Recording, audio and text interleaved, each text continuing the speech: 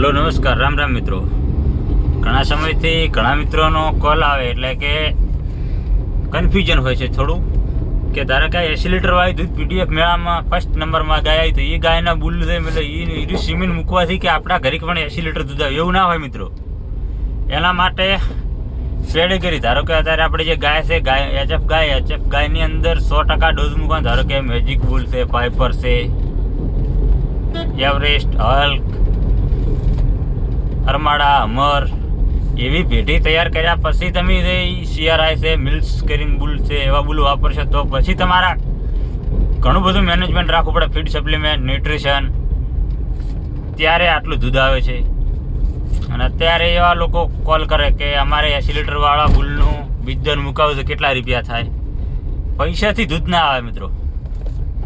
એના માટે મહેનત કરવી પડે, ખૂબ ઊંડું ઉતરવું પડે.